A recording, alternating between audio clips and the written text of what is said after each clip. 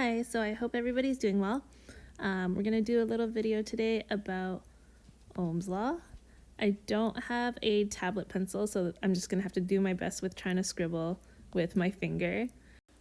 Okay, so first of all, we're going to start with a formula for Ohm's law.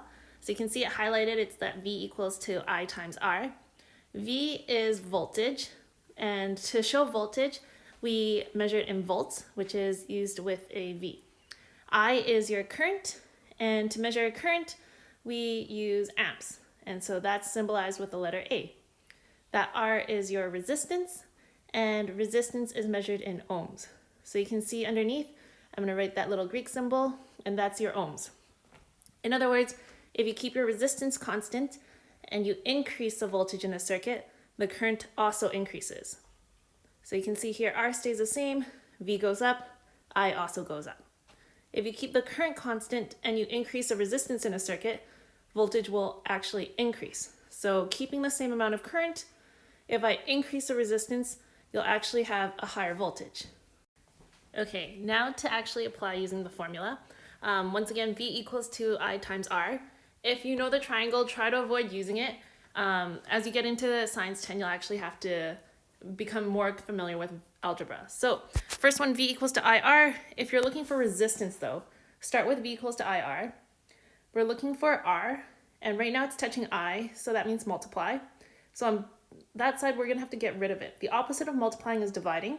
So we're gonna divide out the I, and anything we do on one side of the equation, we have to do to the other side, so we're gonna divide the other side by I as well. I divided by I will cancel out, giving us 1. 1 times R is still just R. So now we're good, we just have R on the right side and V over I on the left side. So we can fill in that on the left. Resistance equals to voltage divided by current. To find current, start from the same formula, and now I'm going to highlight the current. So we want that by itself. Since it's multiplied by R right now, we're going to have to divide by R, and that means we'll have to do the same thing to the other side. Once again, resistance divided by resistance will give me 1. And so I'm left with I equals to V over R. So those are your 3 formulas. Here are your 4 steps. So every single time you're filling out formulas, you're going to start by writing out the variables. So go through, find which parts of the question give you some hints, and write down what variables they match up with. Write down the formula. Ideally, if you can start from V equals to IR and then rearrange it from there, that would be great.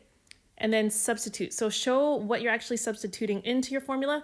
Don't forget to use units, right? So make it clear which units you're using, and then do your calculation for the unknown variable. It's also a good idea to always box off your final answer at the very end. All right, so let's try doing an actual practice problem.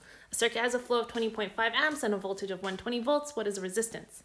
Step number 1, find all the variables. So my current is 20.5 amps.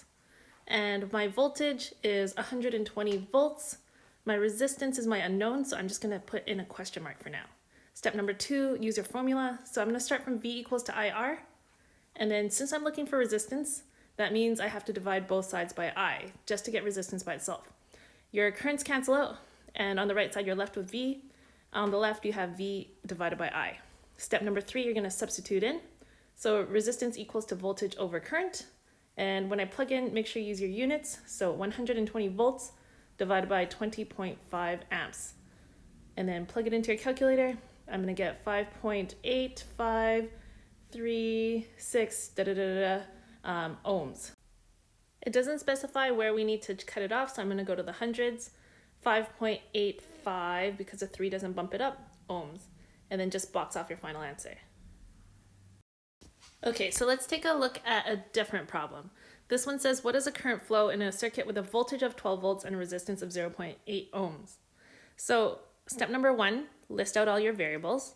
Our voltage is 12 volts. Our resistance is 0.8 ohms. It normally doesn't show as an O, it's that Greek symbol that I've been drawing. And then current is a question mark. Step number 2, find your formula. So voltage equals to I times R. We're looking for I this time, so we're going to divide both sides out by R. That's going to get rid of the R's on the current side. And so we have current equals to voltage divided by resistance. Step 3, to substitute in, we're going to rewrite our formula. I equals to V over R. And so that's going to equal to 12 volts divided by 0.8 ohms. So your final answer is now 15 amps. Go ahead and box it off. Okay, last example problem. If a circuit has 40 amps flowing through it and a resistance of 6 ohms, what is the voltage? Number one, list your variables again. So the first thing we have is our current, and that is 40 amps. The second thing is our resistance, which is 6 ohms, and then the voltage, which is my unknown, so question mark. Step number two, our formula is V equals to IR. This time we're looking for voltage, so we don't need to rearrange. So we can go straight into plugging it in. So to substitute into voltage equals to I times R, because they're touching, use brackets. So I'm going to put a bracket and then put 40 amps inside, and then another bracket beside it, 6 ohms. If I multiply 40 times 6, that's going to give me 240, and that's in voltage. There you go. Lastly, this is a summary page. So I normally look at the units over here, and that tells you what quantity you're looking at. So if the number is followed by volts, V's, then you're measuring voltage. Current, that's your amps. And then if you see this ohm sign right here, that's your resistance. This symbol is actually what we would use in the formula.